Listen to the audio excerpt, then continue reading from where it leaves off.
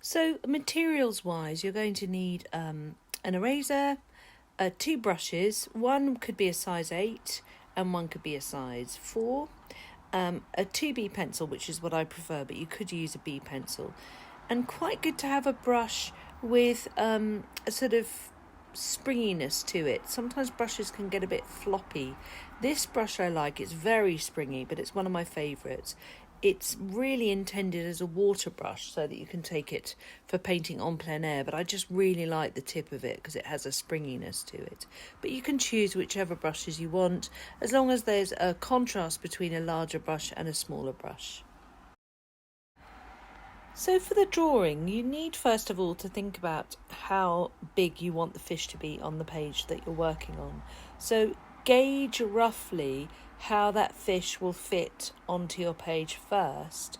So you can start with a loose gestural drawing if you want to, keeping it vague, or if you're feeling confident, you can just go straight in for the outline of the fish. When you're drawing something like this from another drawing or painting, you always need to work out ahead in your mind, what kind of style am I going to do? Am I going to honour the style completely of what's in front of me? Am I going to use my own impression of it? How am I going to work with this? You also need to think about, as I said, fitting the image on your page. But look at the measurements in relation to the components within it. So, for example, the length of the body is about the same as the length of the tail, the blue tail. So that's worth bearing in mind, because initially it doesn't look like the same length, but actually if you were to use your pencil and hold it up to the image on the screen here, you could see that it's not much difference between the two. Also to think about how to keep the curves and the shapes that are in it. Try not to flatten things too much, because a line in a drawing is much better if it has discrepancies or slight issues with it. It makes it a bit more lively.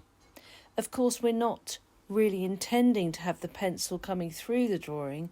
We're going to be using ink on top, a fine liner pen. But equally, in the future, if you wanted to do it with a pencil showing through, then you would just use something like a sharp 2B pencil would be fine. So once you've drawn the outline, you then have to tackle the inside details. In other words, the scaling, the scales, which are tricky, because what do? Do you just do a whole load of circles? How do you arrange them on the body? Because do they go in rows, or are they a honeycomb texture, honeycomb pattern, or how do you do it? So you need to look closely at how the original was done. And if you notice, the shape of the scales is not an oval, and it's not a square or an oblong. It's got, I don't actually know the exact name of this shape. It is a curved, it's like almost like a stretched out hexagon. So have a practice with those first. You don't want them all to look the same. You want them to be a little bit different, each one of them, which they no doubt will, because you've got to do probably about 100 of them. So you're going to get bored doing them. So, and you don't need to do all of them perfectly, and you don't need to make all of them clear. It's sometimes better in drawings and paintings if you have some detail clear and some not. So, for example, if you were drawing a bowl of popcorn, you wouldn't need to do every single piece of popcorn in that bowl. You would imply some of it instead. So a good idea is to do some lines for rows across the body of the fish to sort of guide you as to where to put the scales. And of course the scales do need to get smaller as they get towards the tail of the fish.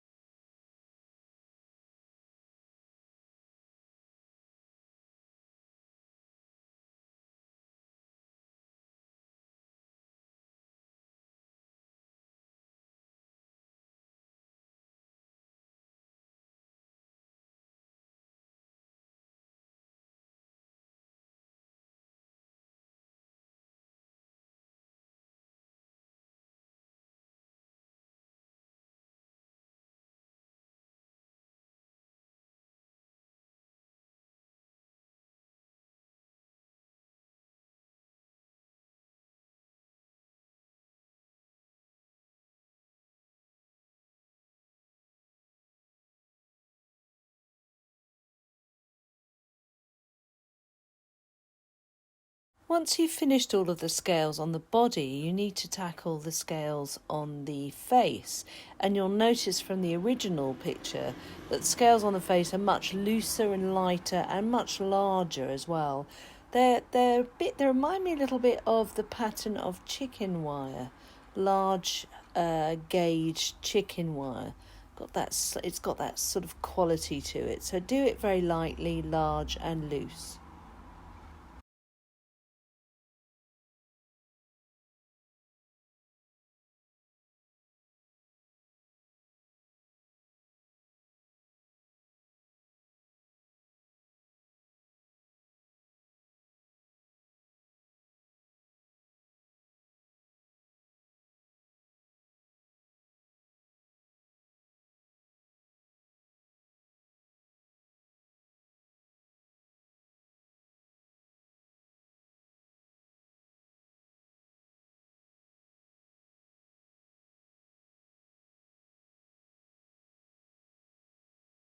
Now you can start to find other details. For example, you can define the gill, you can start to outline the fins, and then you can add in the nice gentler strokes for the sort of pleating within the fins.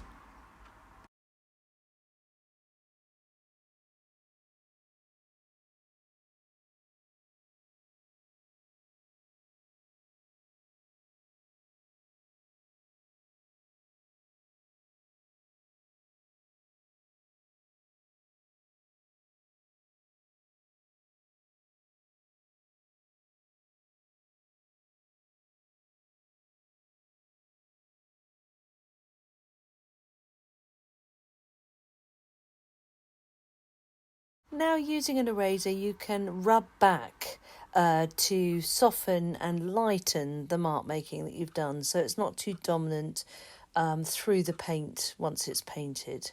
It's a way of just settling down the line.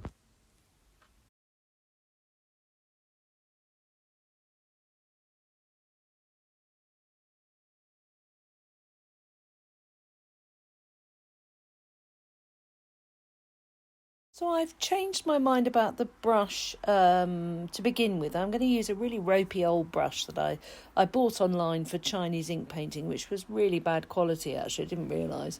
And it's gone all sort of flayed and a bit rubbishy, but it's very useful for mixing and getting a sort of splodgy effect. So I'm going to begin by mixing some blue and some sap green together. I'm using cobalt blue and sap green, which is a sort of very what they call a poor man's turquoise. If you've got turquoise, that's fantastic. A tiny dab of turquoise and a couple of dabs of cobalt blue would be a really great start for this fish.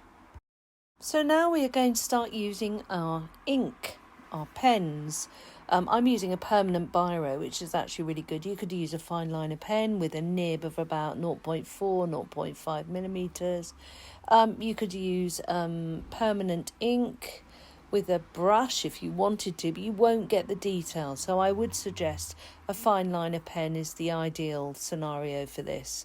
And we're going to ink up the fish. We're working the other way around because normally I would work with watercolour first, then drying it off, then inking it up. But this is another way of working that I'm showing you.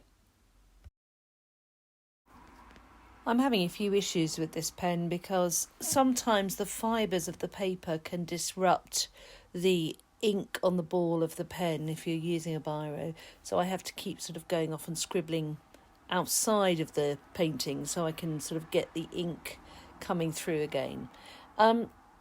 A good idea as well when you're doing ink drawings is to make some lines a bit thicker than others so you've got a variation of lines in the drawing. Gives it a bit more life.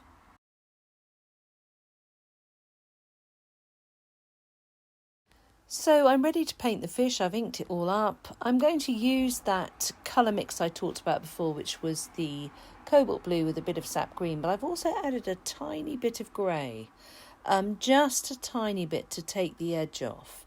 And now I'm going to dampen the entire fish with a clean wet brush, and then I'm going to paint this mix that I've created loosely into the entire fish.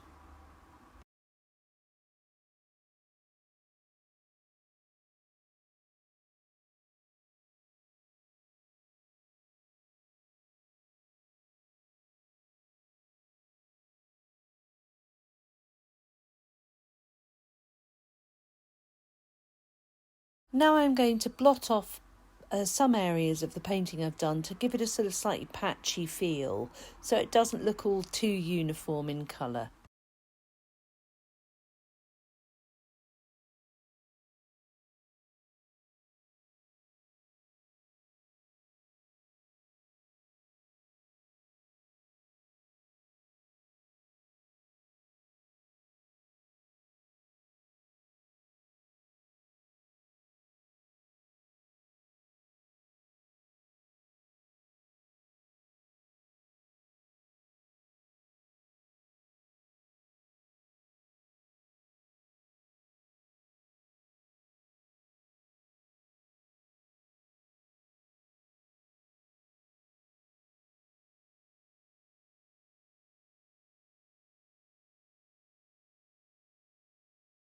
Now I'm going back to that original springy brush, the one I told you about, which is actually supposed to be a water brush for working on plein air, but I just use it because I like its springy tip.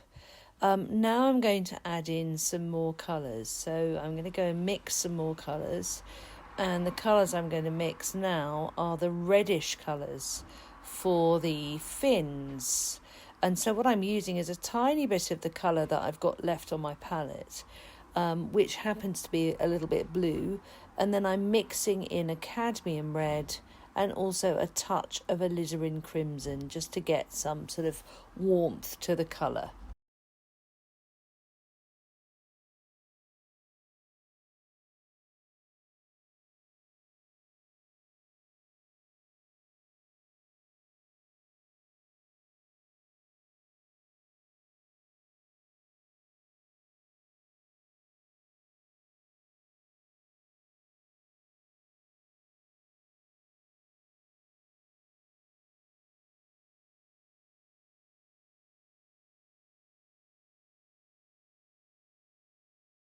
Carry on adding in that reddish mix wherever you need to across the body of the fish.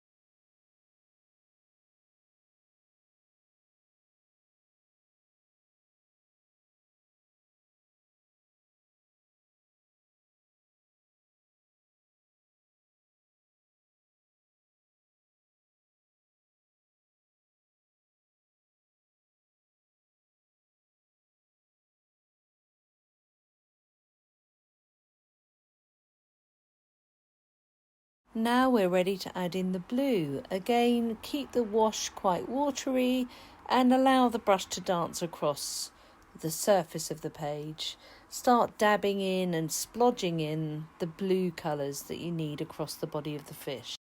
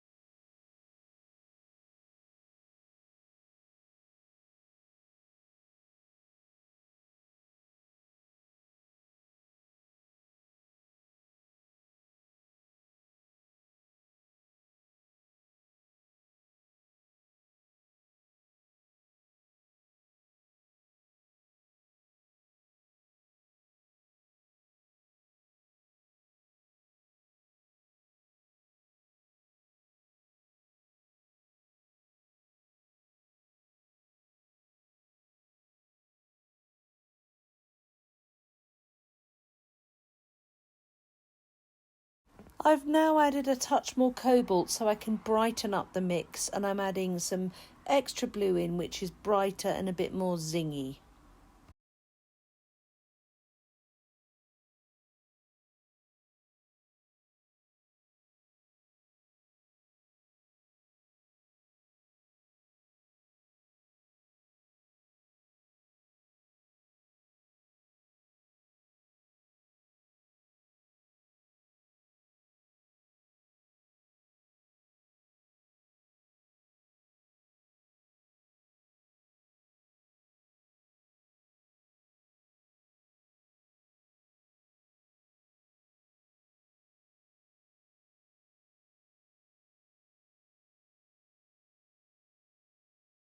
Now I'm going to add a background. I'm going to use the mix that I've already got, which is that blue mix. I'm going to put some sap green into it, so I've got a nice sort of quite a mid green, and then I'm going to use that plus splodges of other blues around so that it gives it a nice watery feel.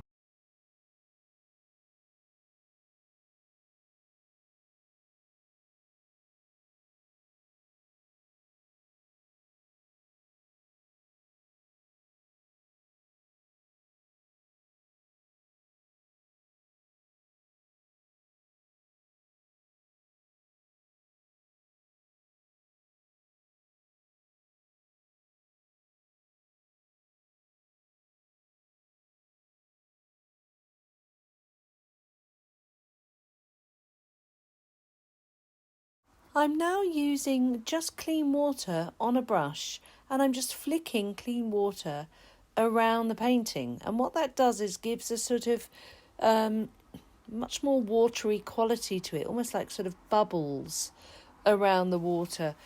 You could also use salt for this, or you could use alcohol, clear alcohol like vodka or something. But water's just as good, and you can splatter it around, and it just interferes with the quality of the paint surface and gives a nice watery effect. If your paper starts to buckle, you can just bend it back into shape. But also with the paper, you can tip the paint a little bit while it's wet and experiment with how that looks on your painting. You have to be feeling in a brave mood for that, though. Finally, let the painting dry, and then once it's dry, you could always re-ink certain areas that you want a bit more strength to, or add a little bit of marker pen here and there to create sort of zingy bits of colour around the fish. You can use marker pens, you can use biros, you can do a fine liner pen. It's up to you, whatever you'd like to put on top, but don't overload it. Try and keep the subtlety of the watercolour.